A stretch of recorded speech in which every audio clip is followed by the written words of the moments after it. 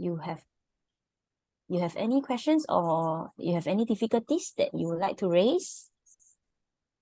Or I can just read it.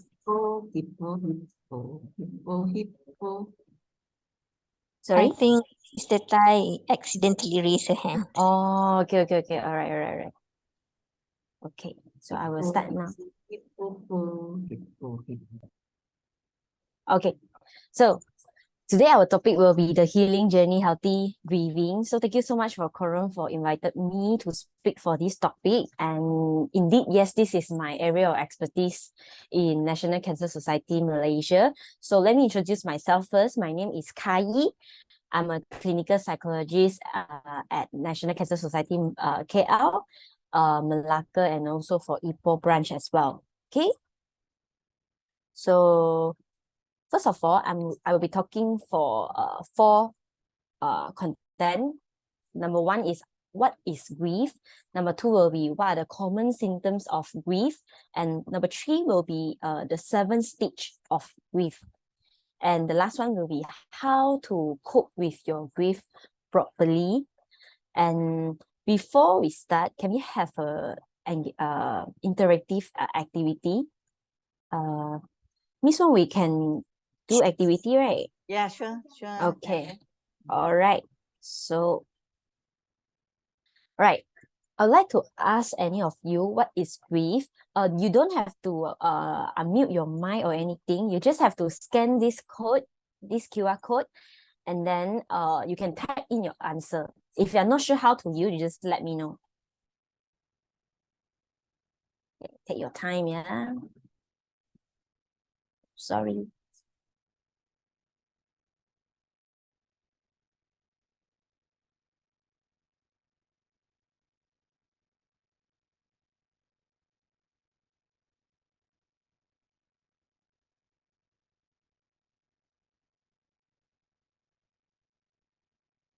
Okay, let's see if you have.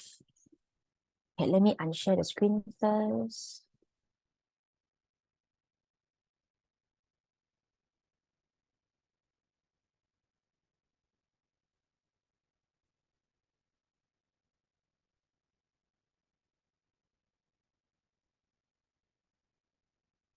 Cannot scan. You're using. Actually, using phone can scan. You cannot scan. Okay, let me. It's okay. Have.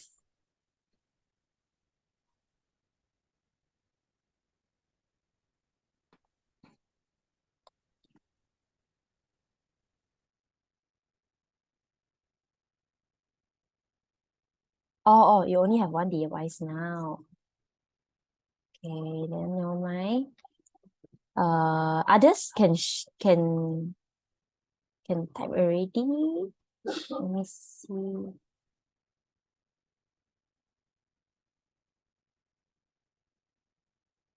We only have 2 response.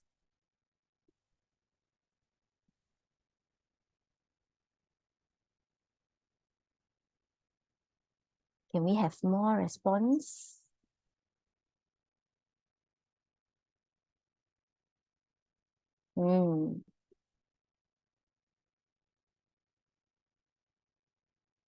Okay, someone wrote feeling very sad, and then others respond sadness of losing someone, empty feeling.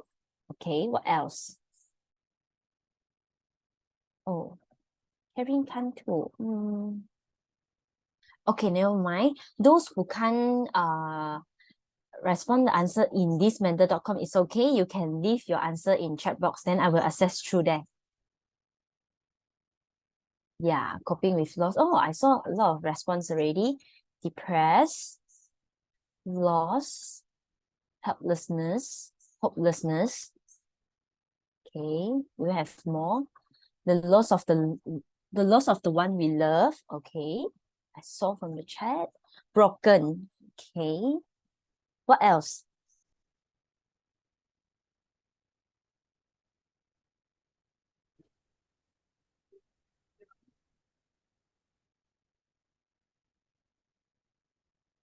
Okay.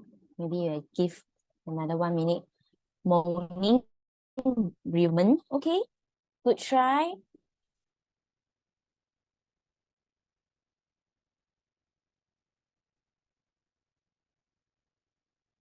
Okay, let me reshare back.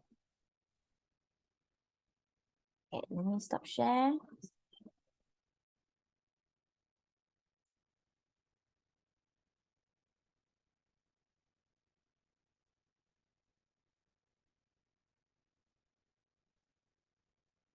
Okay, so thank you so much for your participations. Let me tell you what is grief. And to understanding grief, grief is a natural, it's very, very natural and complex emotional response to loss. Okay, so wait, cannot, technical error. Sorry, I think there's a technical error. I cannot.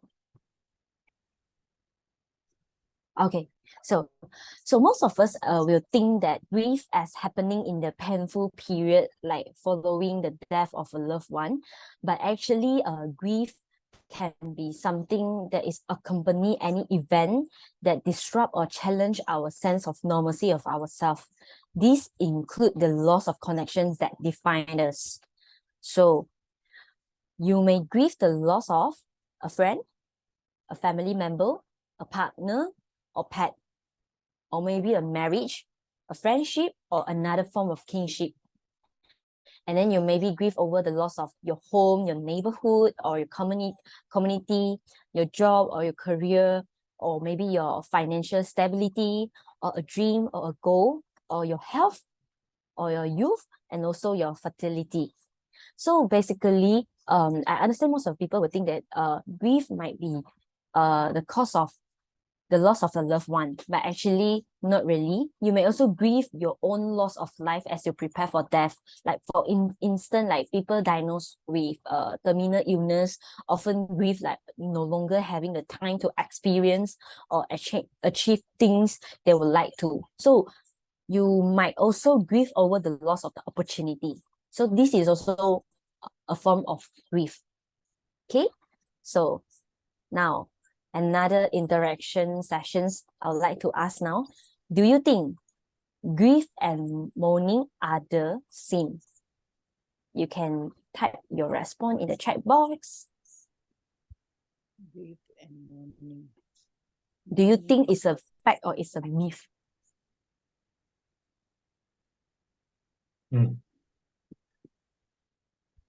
Oh, sorry. Facts. Yeah. Someone answer yes.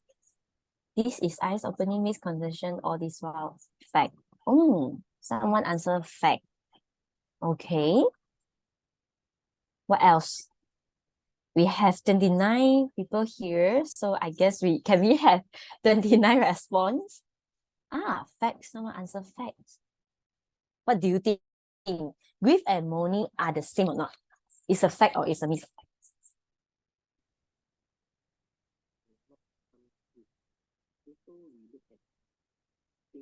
Not same. Okay.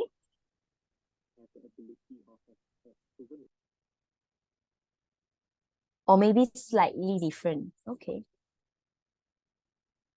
Oh, someone is asking how to know whether we are in grief versus mourning versus in depressions. Okay. Okay, I will answer later. Same good. Myth. Okay. It's a myth and not same. One is internal and another is external. Oh, good try. Same.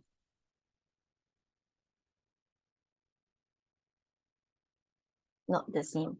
Okay, let me review the answer, yeah?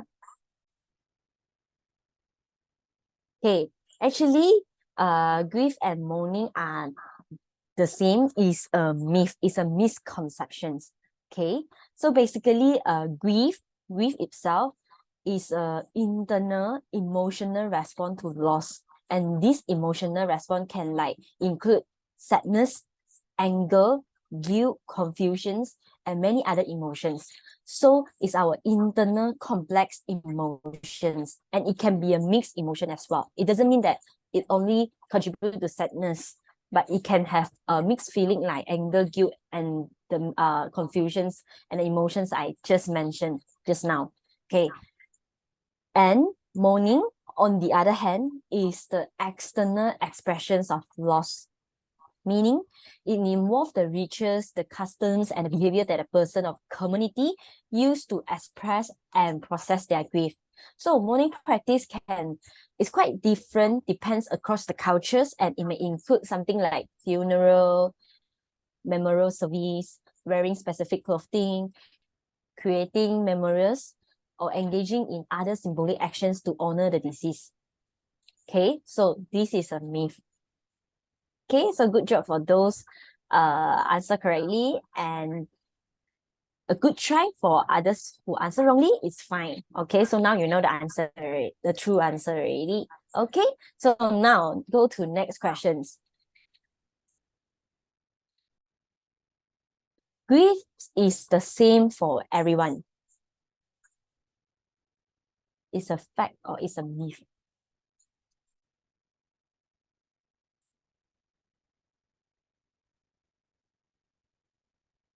Now I understand why I got confused. Okay, thank you for your sharing, Sarah. No. Okay, a lot of people answer no. A lot of answer myth. Okay, good try. Myth.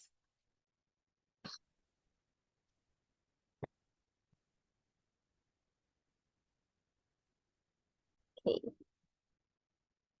Myth. Okay. Seems like a lot of people answer myth, yeah? Not the same for everyone. No. Myth. Okay. So I think let me review the answer. Okay. So basically, you are right.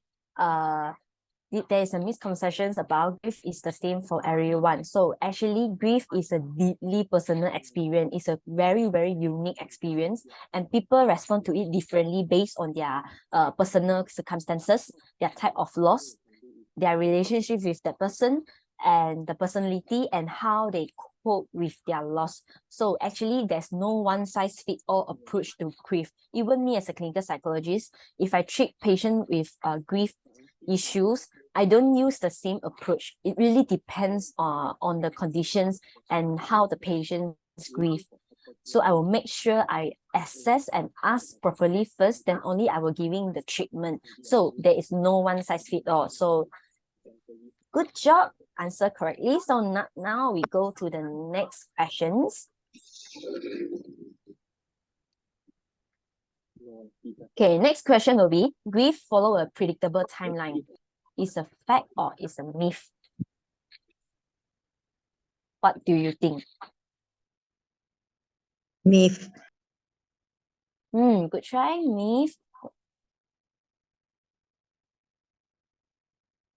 All answer myth.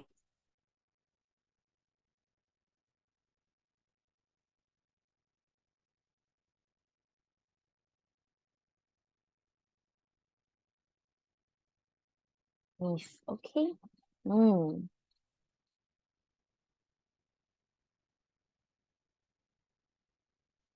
Okay, myth. Let me wait for another two response.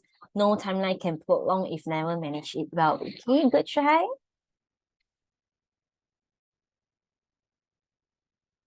Okay, maybe we wait another one more.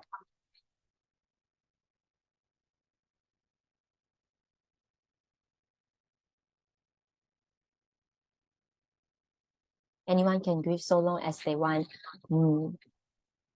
Okay, so the answer is yes, you are right.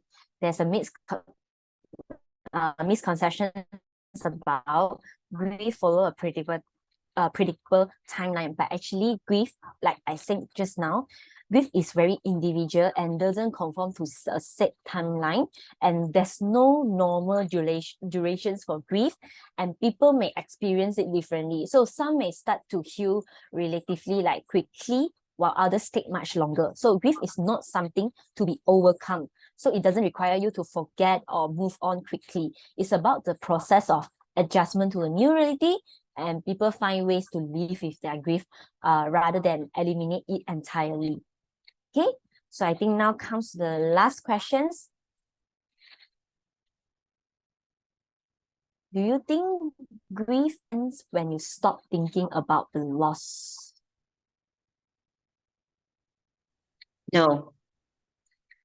Okay, so thanks for your answer. Okay, a lot of people answer myth again.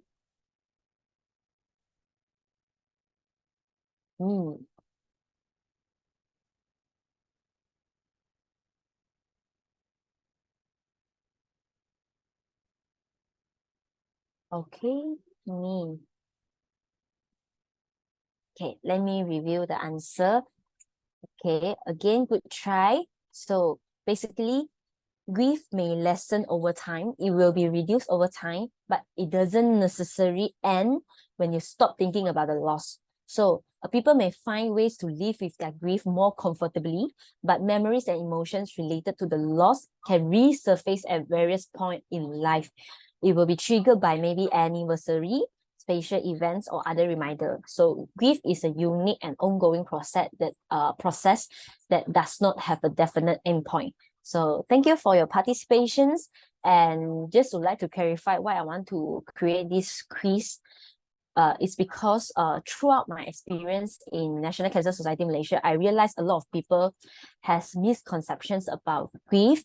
So it's very important to really understand how you process your grief. And the important is a lot of people always asking me the same question is like, how long? When will be the timeline for me to end this grief? They'll always ask me these questions. So clearly see that there's a lot of misconceptions or a lot of misunderstanding, or maybe they doesn't know the answer. Yeah, so I really appreciate all of your participations and good job for those who answering correctly, and for those who answer wrongly, it's fine also. So because now we can learn together. Okay, so next I will be talking about what are the common symptoms of grief. So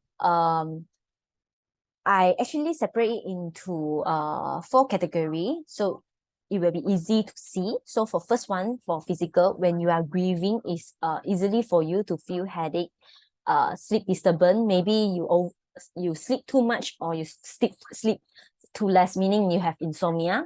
Or sometimes people will feel fatigue, or sometimes they will felt they have a heart palpitations. Okay, in terms of behavioral, some of people are quite sensitivity to trigger. So meaning when they think of the loss, it will create a quite intense emotional reactions. And the next will be isolations. They will isolate themselves with the people they are familiar with. They prefer stay within themselves, stay alone. Okay, and some of people will actually experience memory disturbance. So meaning they're having difficulty remembering details or excessively thinking about the loss. Okay, so a lot of people also might have confusion. Confusion means that the person who deaf is still there. So this is called confusions. So in terms of your thoughts, you will have difficulty concentrating, meaning you lost your focus. And some people might have denial, meaning that they're refusing to believe the loss have occurred. And they might have negative and unhelpful thoughts as well. And they'll have trouble thinking or making decisions. So in terms of emotional, I would say their mood is quite fluctuated, meaning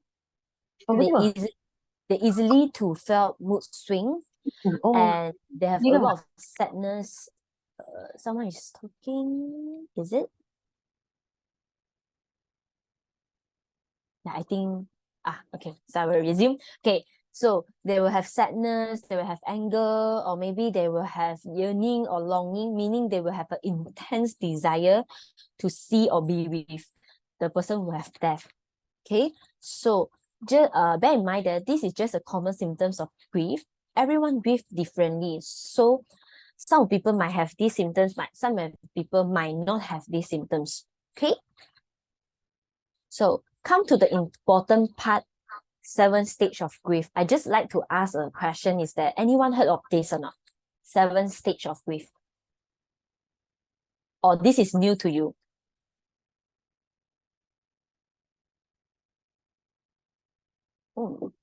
Some people answer yes, some people answer never knew. Yes, I heard before. No, yes, no. Seems like it's a mixed answer.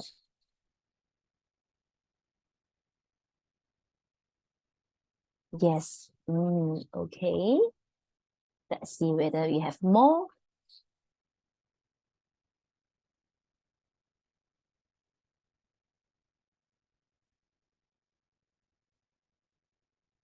Okay.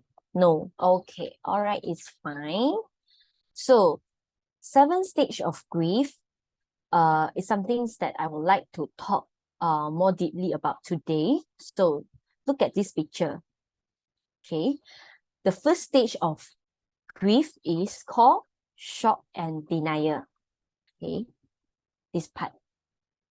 Where is the pen? Okay. Yeah, this part. Shock and denial. So, the left on top that part. So shock is the initial phase when learning about the death of a loved one or other significant loss. It will be happen when you try to process a loss that seems unimaginable and feel unacceptable. Okay, and denial is a defense mechanism to help you cope with a difficult loss. So a lot of people, when they are in this stage, they will have questions like, if only I could see and talk to him one more time. Or maybe there were questions like, how should I go on without you? So actually in this stage, denial gives you time to understand what has happened and slowly adjust to the new present. So also not to forget that a very challenging things in this stage is that when a person become denial, they might isolate themselves during this phase. So have to be very, very careful when a person in shock and denial, because they may withdraw themselves from others. Okay, and then come to the second stage. It will be pain and guilt. Okay, so when they are in pain and guilt stage, they will feel they will have self-blame, they might have sadness, guilt, or regret, meaning they keep think about they could have done more to help. So people often regret that the outcome was not what they hoped for, with unrealistic expectations about what they can do to stop a loss or death. So they will have a lot of questions like, if only I can give an example like, if only I bring him to hospital, then things will not happen. This will not happen, that will not happen, and death will not happen. Okay, so this if only I most of the time will be happening in this pain and guilt stage. So the challenge of this stage is that people can always ruminate about perceived mistake, meaning they will have negative self-talk, which increase the feeling of guilt and emotional pain. Okay, and come to the third stage is called anger and bargaining. Okay, anger and bargaining means that they might have anger at being abandoned, anger at the extent of the pain, the life has changed. Managing grief become difficult, and anger that the world suddenly feel different, empty, unsafe, or lonely. And the bargaining stage involves trying to regain a false sense of control after feeling helplessness and displaced anger. So they might have feeling like resentment, frustrations, or fear. So anger can be a complex emotion and is a normal reaction to grief with no specific timeline associated with its stage. So, but the challenge here is that people can get stuck in the angry phase of grief if they don't understand how to deal with this feeling. Okay, and then the next stage, the fourth stage, will be called depressions. Okay, depression means that it actually stems from an internalized or repressed anger in this stage. Internalized or repressed anger means that a lot of people will suppress their anger, suppress their emotion. So this time depression might emerge. So in this stage, they might have feeling of loneliness, sadness, or emptiness. They will always have questions like, how do I go on without him or her? Or they might have questions like, life has no meaning to me at all. No one can understand my feeling right now. So they will have a very intense sadness when they are in depression stage. Okay, and then the next stage the fifth stage is called upward turn. So upward turn meaning that in this stage, although loss is felt still, it's not as difficult to manage the depressive and physical symptom. And this physical symptom and the depressive symptom have begun to lessen. So individuals tend to feel more hopeful about life and begin to find some measure of peace related to the loss. They might have feeling of hopeful, moment of happiness or calmer. So to answer someone question just now, they asking me about what is the difference of grief, mourning, and also depression. I think I answered the grief and the mourning already. Now I answer you the difference of grief and depression is that grief is something that in the depressive symptoms may lessen over time, meaning that you can still find hopeful moments, happiness moment, or peace moment. But depression is not something like that. Depression might be something like you have lost interest in everything that you used to be enjoyed, and you will feel intense sadness for more than 2 weeks. So this is the difference. Okay, and I hope I answer your questions. If you think I didn't answer more, maybe later you can ask me in a Q&A sessions lah. Okay, so the sixth stage of grief is called reconstructions and walking through, means moving on, meaning that people feel less overwhelmed by emotions created by a major loss. They have more energy and a new desire to begin to move forward by finding meaning and growth after a traumatic event with concrete actions to regain their control. So moving forward in this stage involves asking themselves like, what actions do I need to take to build a new life for myself? So in this stage, they were feeling optimistic, energized, and more confident, meaning that the grief is still there, but they start to plan or move on by working on something that is more meaningful to them in this stage. And come to the last stage is called acceptance and hope. Okay, meaning people in this phase have not fully healed from their loss, but they might understand that they have renewed strength and determinations to moving forward.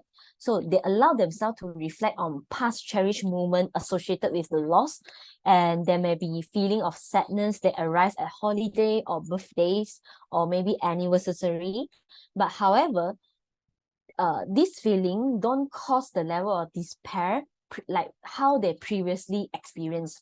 So indeed, they permit themselves to plan for futures, they learn ways to care and cope for themselves and how to set new expectations as they begin to move ahead. Okay, so this is 7th stage of grief. Okay, but what have to be careful is that, what have to be noticed is that, like just now I mentioned, grief is a quite highly personal and unique experience for everyone. So the stage of grief is not a rigid and linear process, meaning that people may move through them in a different order, skip some stages, or revisit the stages multiple times. So meaning, when you're having grief, it doesn't mean that you will start with the stage 1. It might be start with the stage 3, stage 4, or the mixture of stage 1 or stage 6. So there's no rigid and linear process. Okay, because like I mentioned just now, there is no one-size-fits-all model for how it is experienced, and the stage are just one way, and the stage that I mentioned just now is just a one way to understand the emotional journey of grief. Okay, so let me see. Does the cycle, okay, let me answer the question first. Does the cycle will repeat throughout life, although when we already move on? Yes. Okay, so look at this this slide. Yes, we might have revisit this stage multiple times. Like for example, maybe like just now that I mentioned, like maybe their birthday, the anniversary, or maybe any memorable dates that you can remember. So when you are grieving, you might revisit this stage when in that particular spacious occasion. Okay, so it might be a possibility. Okay, so next one will be talking about how to cope with grief. Okay, does anyone want to share about how you cope with grief? because it seems like we still have time. Yeah, you can write in your chat box, or you want to unmute yourself to share about how you cope with grief. Maybe we get 2 person to share. Yeah. If you are comfortable, then you can share. If you are not, then it's fine.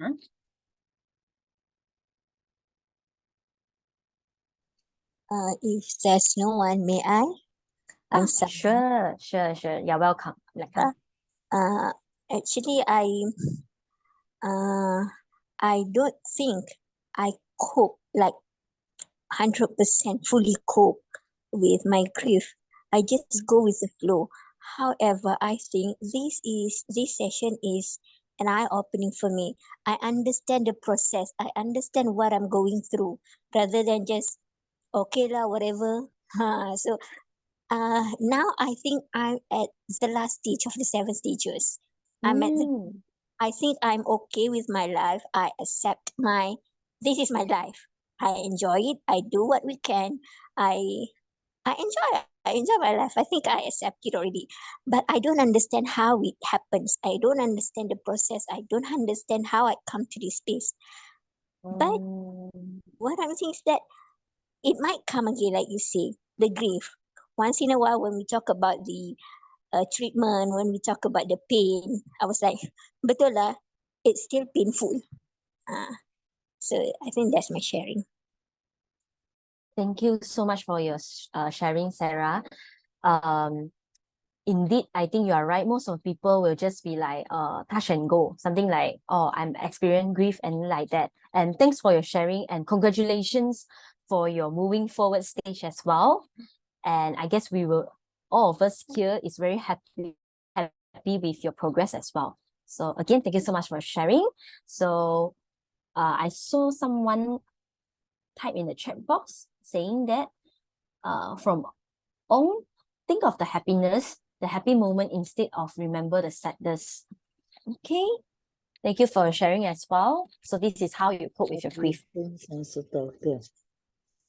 So someone is talking, is it? You want to share? No, okay, it's fine. So from Carrie mentions that take time to slowly digest, meditate, understand that everything I experience in my life is just temporarily. Nothing is permanent. Okay.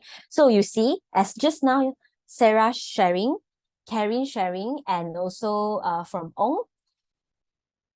See, now it's clearly obvious to see that everyone grieves differently, and how they cope with grief is also differently. So again, no one size fits all at all. So everyone cope differently, and now I will be giving you some tips on how to cope with your grief and how to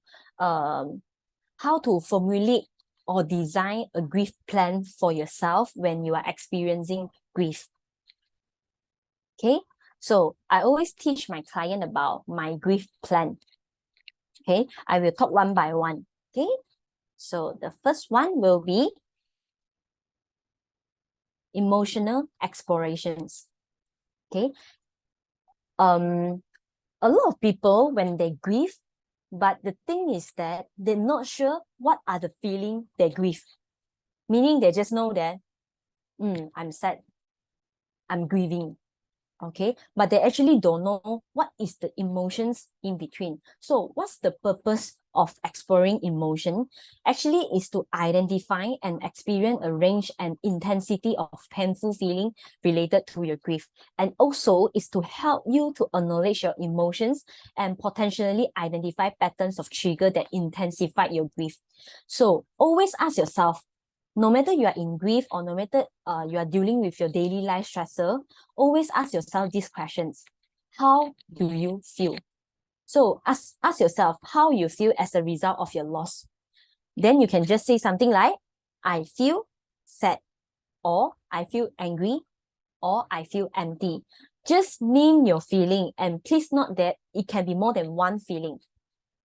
Okay, like I mentioned just now, grief is a complex emotions of grieving, the emotions. So you might have complex emotions like I feel sad, I feel angry, I feel empty, I feel lonely. Okay, so just name your feeling, and then for each grief-related emotions that you listed, try to provide a brief description of why you might be feeling this way in the context of your loss. Maybe you can use the prompt like, I feel this emotion because of the loss of the person or the thing. Okay, try to make sense of why you will grieve in this way. Okay, so use this prompt. I feel sad because of the loss of my loved one. Okay, so by asking yourself why, you can reflect on the specific trigger like thoughts, the memory, or the situation related to your grief that intensifies certain emotions. So remember, you are allowed to feel. So it's okay to feel the way you feel. So this is called emotional exploration. Try to make sense how you feel first. Okay, then only manage your emotions. So this is the first step. Second step, expressing your feeling outwardly. Okay, once you explore your emotion, it's very, very important to express your feeling outwardly. Okay, because a lot of people, when they're grieving, they grieve internally, they suppress. Okay, but then they never expect that it will create more harm to them. And then it becomes like a bomb. You're not sure when this bomb will explode until you cannot cope anymore. So bear in mind that expressing feeling outwardly, and the purpose of is to get your thoughts and feeling out of your mind and your heart. So what you can do is you can spending time telling the story of death. Okay, you can take time to recount the story of your loved one passing, and this storytelling process actually is to help you to process the event leading up to the loss and begin to make sense of what happened. So it also provides an opportunity for you to express your feelings, your fears, and also your uncertainty.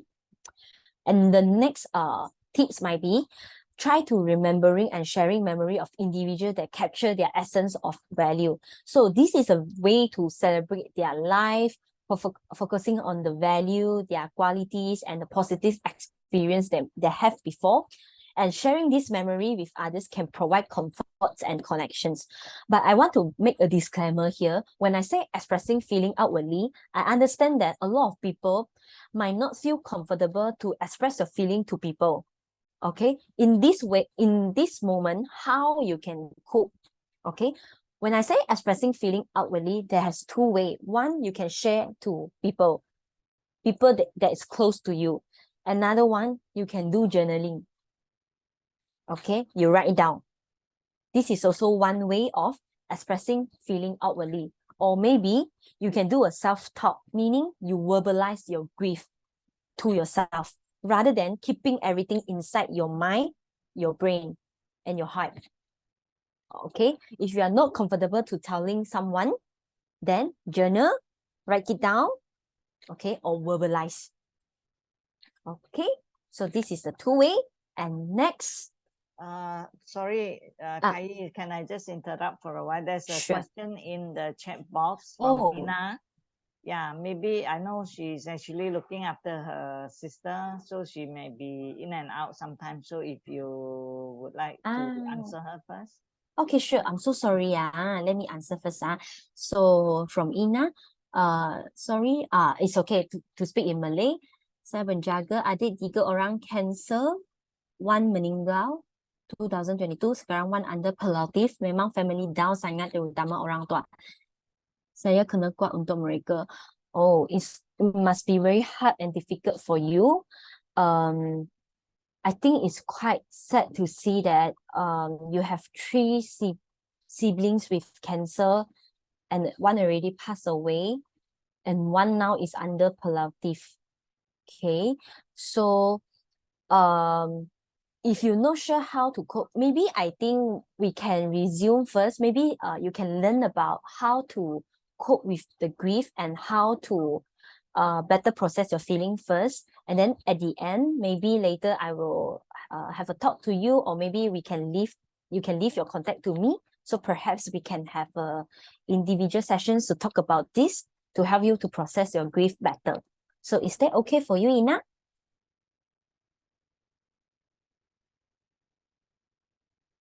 All right. So thank you so much, Ina, for your sharing. So I will resume first, yeah? So yeah. So next I will be talking about the coping strategy. Okay. So why coping strategy is very, very important? Because by doing coping strategies, you know how to manage your emotions. You know how to manage your thoughts. So there are two ways to cope with your grief.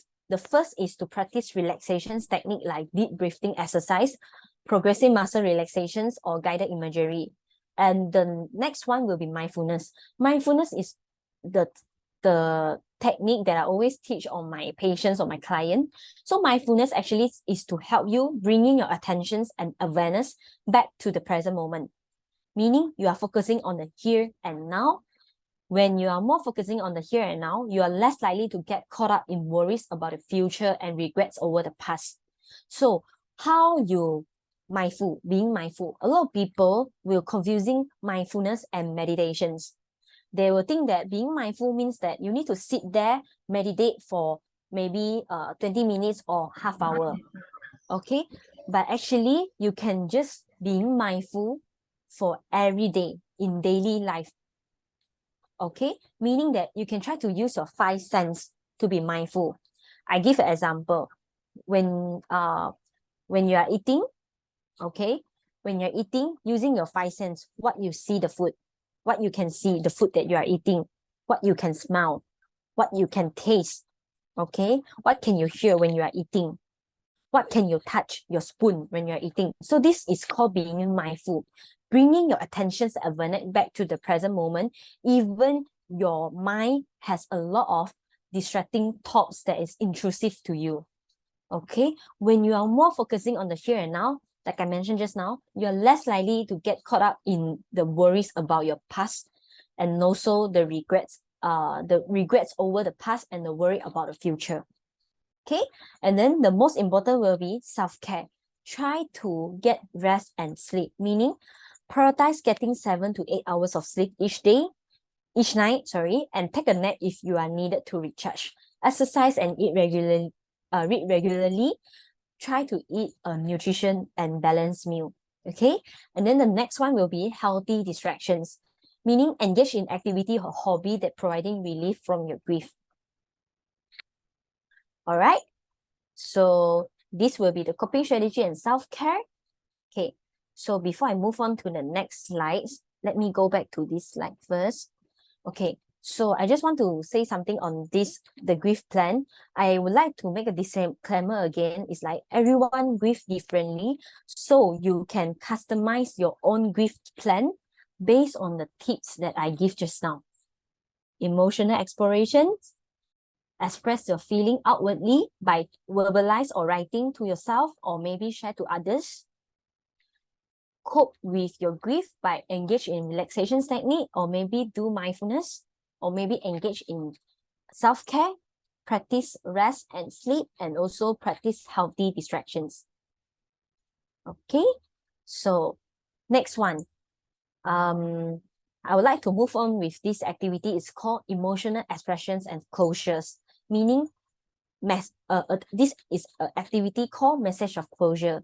So before I go into this activity, let me see, do we have any questions in chat box first? Yeah. No worries, Ina. Thank you for your sharing too. So from Karen, what type of guided imagery is suitable? Okay, perhaps later I can share some link of guided imagery here. Okay, guided imagery can be a lot of form of guided imagery. It can be beach scenes.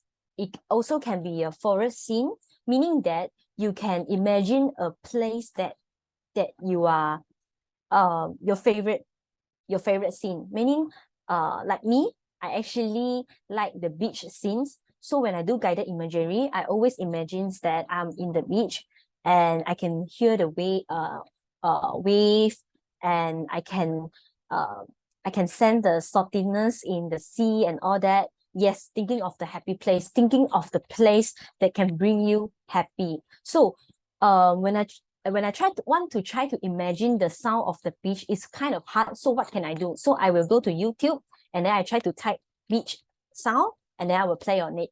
So this is also one way to help you to practice your guided imagery, to make your guided imagery more effective. Okay, but it might be otherwise as well. If you not a person who like to think of a happy place or favorite scenes that you found that it's not really effective, perhaps you also can try to practice gratitude guided imagery. Okay, gratitude guided imagery means that you will focus on being grateful that what is still present at the present moment, what is still exists in the here and now. It's the people around you, the things around you, okay, and also what are you being grateful for every day. So there is a gratitude guided imagery. I will share the link later, or if or maybe I can share to Miss Wong also, and then Miss Wong can forward to you all. Okay, so there are many types of guided imagery. As long as there's bring no harm to you, you are free to use any of the guided imagery from the YouTube. Okay, so any questions before I move on this activity?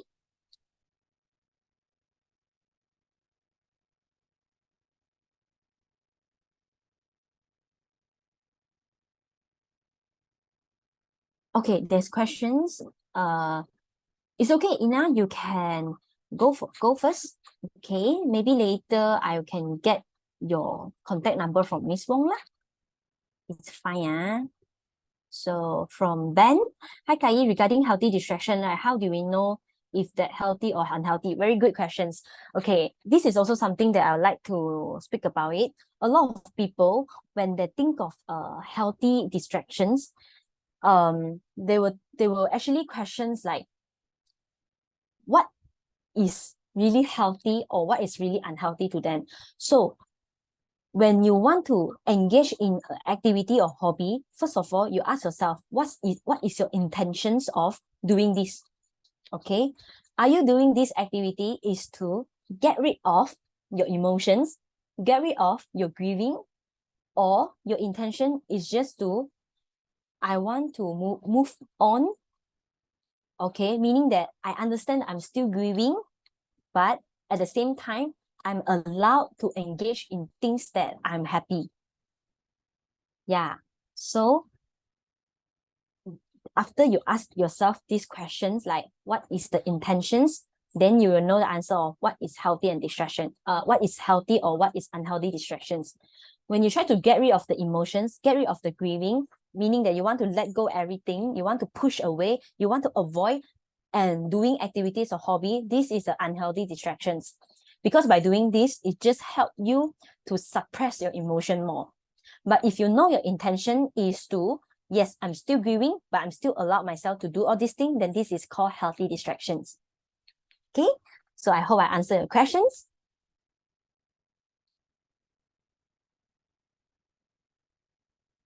Okay, so thank you for your question. Okay, we have no questions so far. So I will come to the last activity. No worries. Okay, can we have all the participants to prepare your own paper and a pen? Okay, it's up to you whether you want to join this activity or not. For those who are grieving, perhaps you can try to prepare a paper and a A4 paper and a pen.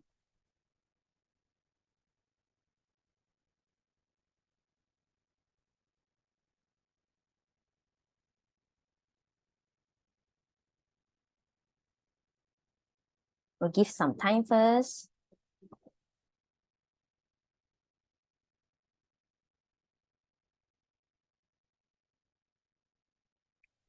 Okay, if you have done, can you reply me with a yes in the chat box?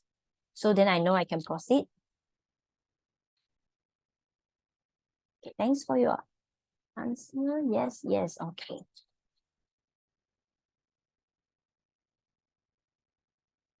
Okay, thank you so much.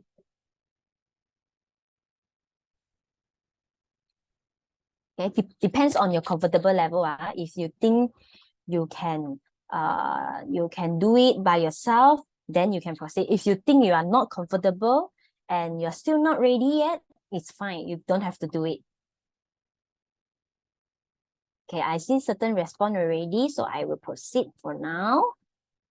Okay, so let me tell you what is the purpose of I'm doing this activity, this message of closure, meaning that this activity is designed to help individuals to find closure and express your emotions and sentiments related to your grief.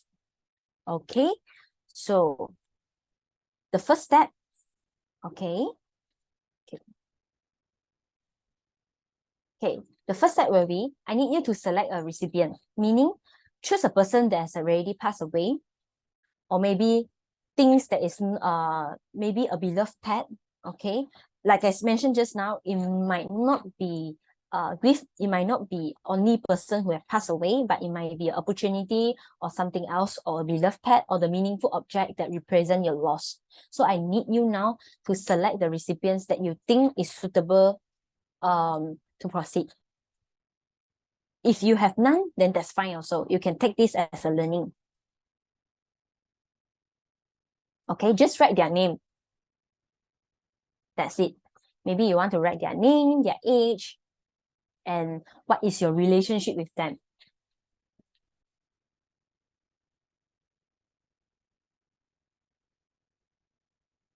Okay, after that, okay, it's our time to begin writing or recording. So, like I mentioned just now, if you are not comfortable with writing, you can try verbalize, or maybe you can try after you verbalize, maybe you can use a recording of voice, and then you can because not everyone like to write, right? You can verbalize and record it lah. It depends on your comfortable level again. Okay, so you can composing a message addressed to the recipient, either write a letter or record a voice message depending on your preference. Okay, so now come to the third stage. Okay, I would like you to write a thank you message, express your gratitude, okay, for the positive impact about the person or pet or object in your life. Share specific things that you are thankful for. Try to acknowledge the impact they have on your life and the gratitude for the time you have shared. Okay, you can write it in a point form.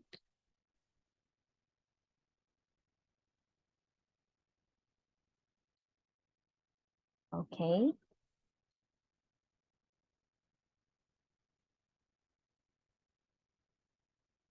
Maybe if you have a lot of thank you message that you want to write, okay, it's fine. If you cannot finish, never mind also. Okay, because this homework can be done later as well. Okay, so I proceed first because of the time convenience. So the first stage will be sorry. Okay, apologize and seek forgiveness, meaning acknowledge any regrets or apologize you have related to your relationships or actions, and then seek forgiveness for any perceived wrong.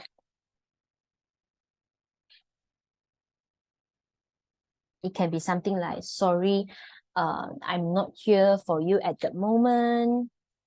Sorry that I missed your birthday. Anything in a point form as well.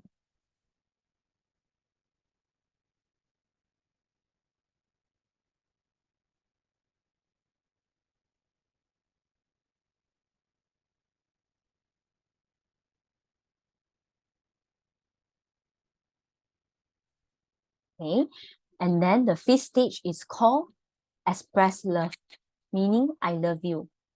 Expressing your love and affections even after a person has passed. Okay, because it's a way to keep their memory alive and maintain the good connections. It's also the way to convey the enduring love and affection you feel for them. Try to write why you love them.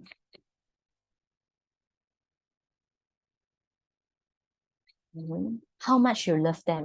Try to write it down.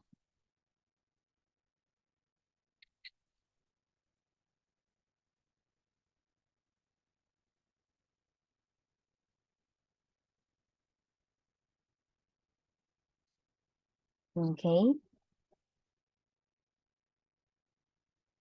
Share how you feel, how much you've loved them. Okay. And then the last stage, okay, say goodbye. Offer a heartfelt goodbye in your own way. You can reflect on your final farewell and say what you wish you could have said. Okay, it can be something like, goodbye. I wish you can, and then you can fill the sentence, and then a full stop, and then you use I will, meaning you tell the person, what will you do?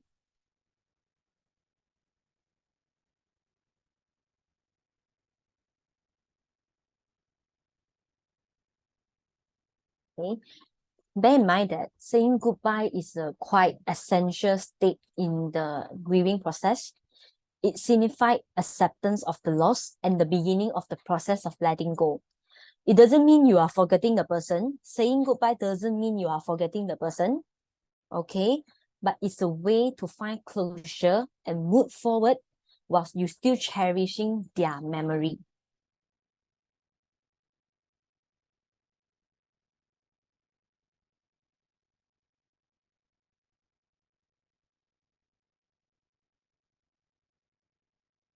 Okay, if you are now writing in a point form and the information is now here and there, it's fine because we will have this last stage. Reflect and keep or release. Meaning that after you wrote it as a point form, you are allowed to write in a paragraph. Okay, meaning collect all the info that you have taken down. Okay, use this thank you, sorry, I love you, and goodbye, and write it in a paragraph way, and then reflect on your message. And you can decide whether you want to keep this as a personal keepsake or share it with someone else you trust, or symbolically release it. Okay, symbolically release it, meaning that either you want to burning it or burying it. It's up to you.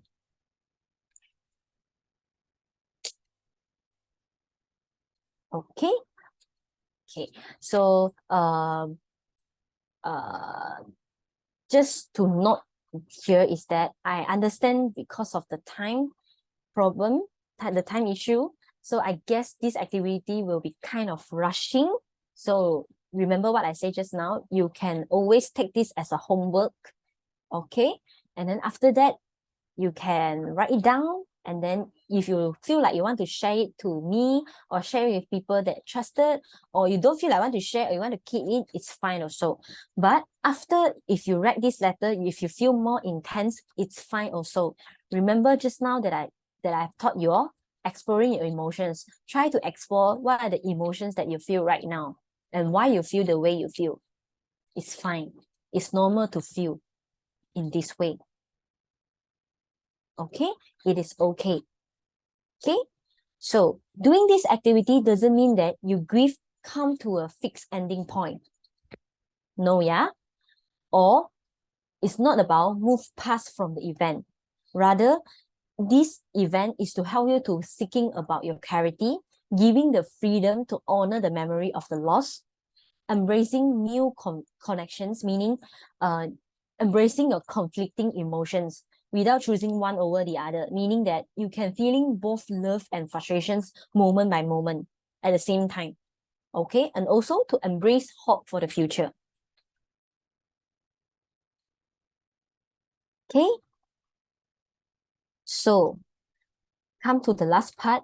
If you still felt that after you're writing this message, it's a bit hard to cope and you are not sure whether how you cope is healthy or unhealthy, if you are not sure whether your condition right now is deemed to be necessary to seek help or not, it's okay to always ask for help. You can always feel free to talk with our clinical psychologist. Okay, Me and my colleague Jefferson is the in-house clinical psychologist at National Cancer Society Malaysia. The service that we provided is assessment of mental disorder, adult psychotherapy, meaning having grief sessions or any kind of the sessions, or mental health workshop. Okay, and the service is free for cancer patients, free for caregiver, free for survivor as well. Okay, so last but not least, if you need further support on your mental health, if you are more comfortable with me, you can always feel free to contact me through my email or my work number. If you are more prefer to talk with male therapists, then feel free. You can speak to our in-house clinical psychologist Jefferson as well, and his contact and email is here as well. Okay, so if you have a questions on cancer, you can always speak to us by calling to our NCSM hotline 1-800-88-1000 or email to help@cancer.org.my. Okay, so thank you so much, and now I'm open for Q&A. And if you have no questions, it's fine also. So I hope these presentations and this grief webinar is benefit to you all. Yeah. So do you have any questions or do you have any feedback for me? You are always welcome. I think we end on time. Is it? Okay. Anything? Yeah. Do you have anything to ask?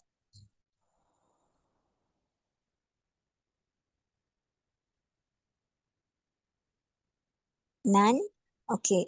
If there's no one, may I? Sure.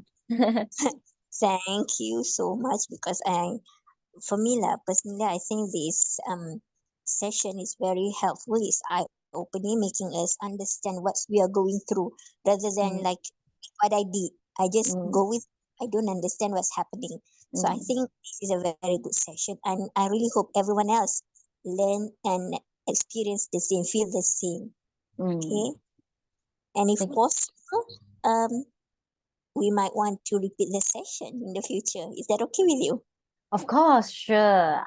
Okay, we can do a lot of topic as well. So no worries. If you are more interested in like depression, stress, anxiety, or you would like to have a mental health screening with me, you are always welcome. Yeah. Great. Okay, thank you so much. Yeah. Kai, I have a question. You mentioned about mental health screening. What do you do usually? Okay, so basically mental health screening means that if you like to know your mental health status, or if you like to know your current mental health conditions, I can use screening assessment tool like depression screening, stress screening, or maybe anxiety screening or sleep screening as well, to help you screen the conditions. Yeah. So perhaps if you all are okay, maybe we can plan an in-person workshop. Then we can have this mental health screening, and then I can brief the result maybe one by one if we have time, but it depends on the participant as well. So we can have this event, this program together. Yeah, I think it's a great activity as well, because it's very important to being aware on your current mental health status, so you know how to cope properly and when to seek help. Yeah. And I know there are some of these people, they will go online and look for all these tools. Then they self-diagnose. I have got anxiety, I have got depression, and things like that. How accurate is it when they just pick the tool from the internet and do self-diagnose? Actually, I would say it's quite dangerous to do self-diagnose. The screening in internet, some is just a screening tool, I would say. For example, if I'm using depression screening, okay, depression screening, we have a lot of depression screening in our clinical psychological field, to be honest. Okay, but bear in mind that those who doing the screening alone or themselves, or administer themselves, they can't do self-diagnosing. So who can do the diagnosing? Only the clinical psychologist and psychiatrist. Okay, meaning to say that the screening tool is just a basic screening to screen about your current mental health status, but it doesn't serve as a diagnosing tool. Okay, so if you realize that after you did this screening tool, your score, like we take depression as an example lah, maybe your score is severe depression. It doesn't mean that you have major depression. Okay, it doesn't mean that you have major depressive disorder. Okay, it means that now you are hitting the symptoms of depressions and maybe in a serious symptoms stage. So, and this give you the red light of you might need to seek help already. Yeah, so have to be very, very careful that when you try to look for screening tool in internet. Yeah, so I hope I've answered your questions. Thanks. Meaning to say that the tool is for the general public, whereby they can check for themselves if there's any abnormal result. That's the indication for them to go and seek help or seek consultation. Yeah, and also they also can think of whether the symptoms they are actually experience right now is disrupting their daily life functioning. If there is disrupting their daily life functioning, then it's time to seek help. But if it's not really affecting their daily life functioning, meaning that you are still able to cope, then you can still proceed, but you need to keep on monitor and observe your symptoms. Yeah. Thank you. I think there's some more questions. Yeah. In the chat box, I think. Just sharing, I find walking helped me get rid of anxiety, walk it off. Wow. Okay. A very new insight for me also. You find walking is helping you. Is it because of you feel more refreshed? Like letting go all the anxiety like that?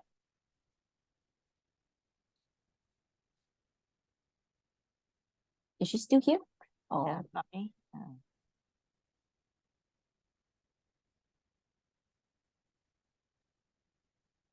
I don't think she's here already, but it's fine.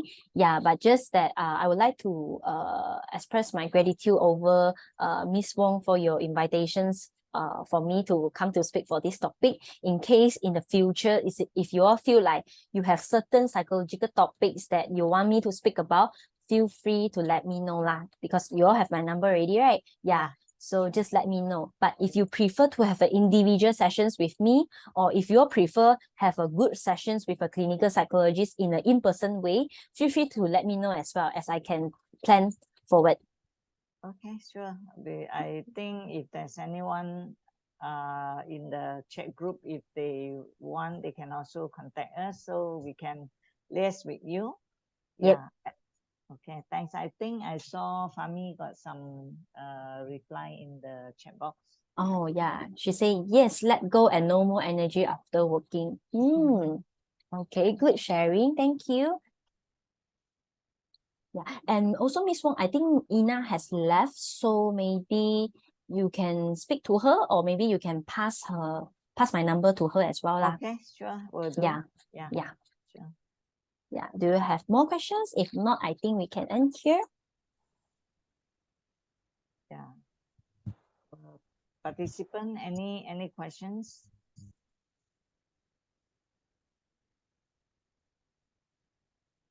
One.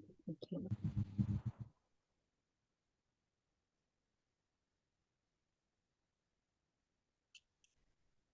Okay, so if there's no questions, I guess everything have a good rest and good night to all of you, and thank you so much for coming to this webinar. Thank you so much, Miss Kai. You're welcome. See you next time. Sure. Good night. Good night. Thank you. Thank you, Kai. Good night. You're Bye-bye. welcome. Good night.